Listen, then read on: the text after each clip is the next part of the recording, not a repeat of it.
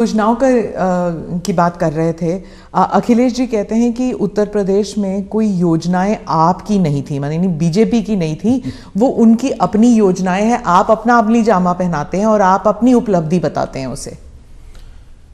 मुझे बहुत आनंद होता है जब ये सुनता हूं तो योगी जी की इतनी मेहनत और इतनी सफल योजना, उसको साकार करना और उसको कभी कोई एनकैश करने के लिए इधर उधर की बातें करता है, तो मैं उसमें से एक अर्थ ये निकालता हूं कि योगी जी की ये योजना इतनी अद्भुत है, असंभव को उन्होंने संभव करके दिया है, तभी जाकर के विरोधी भी उसको कैश करने के लिए मैदान में उतर पड़े हैं।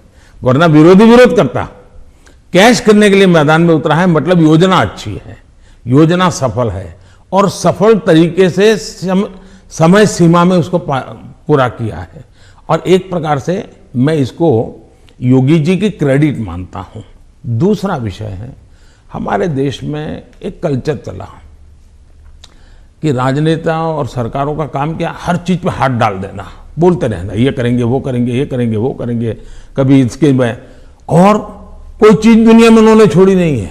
कोई नेता मिल जाएगा वो कहेगा हम चंद्र पर मानवी भेजने वाले हैं। कोई नेता मिल जाएगा उसने कभी कहा होगा कि हम चंद्र पर व्यवस्थाएं खड़ी करने वाले हैं, और 100 साल के बाद भी, 50 साल बाद, 30 साल भी कोई कर देगा तो वो कहेंगे हाँ देखो हमने उस समय कहा था। तो ऐसे लोग तो बहुत मिल जाएंगे।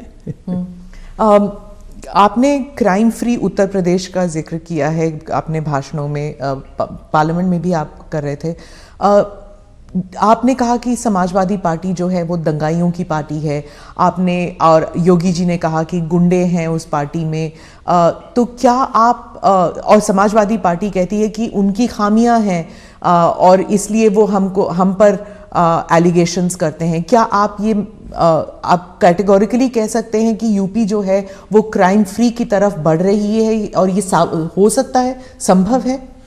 पहली बात है कि जब लोग उत्तर प्रदेश में सुरक्षा के विषय की चर्चा करते हैं तो वहाँ के सामान्य मानवी के मन में पिछली सरकारों में जो उन्होंने मुसीबतें झेली है, जिस प्रकार से गुंडा राज चलता था, जिस प्रकार से माफिया की इच्छा के अनुसार ही सरकार के बाबुओं को काम करने के लिए मजबूर होना पड़ता था, जिस प्रकार से इस प्रकार के दबांग लोगों को सरकार में एक प्रकार से प्रतिष्ठा थी, आश्रय था, ये सारी चीजें उत्तर प्रदेश ने बड़े निकट से देखा है।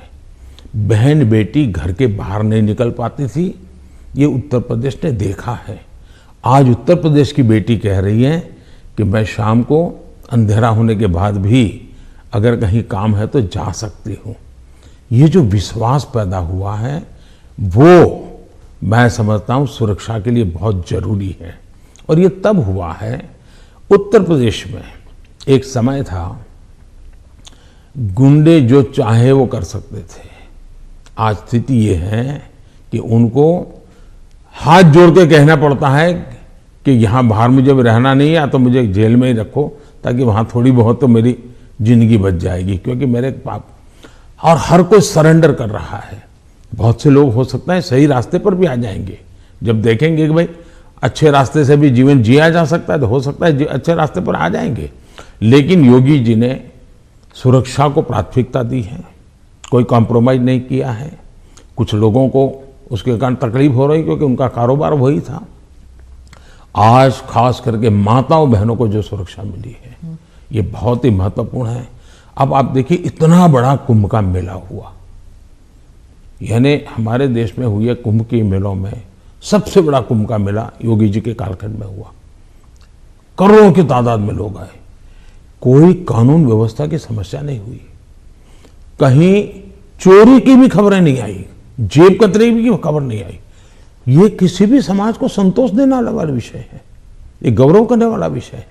और हिंदुस्तान में अगर सुरक्षा को प्राथमिकता दी जाए तो बुरा क्या है?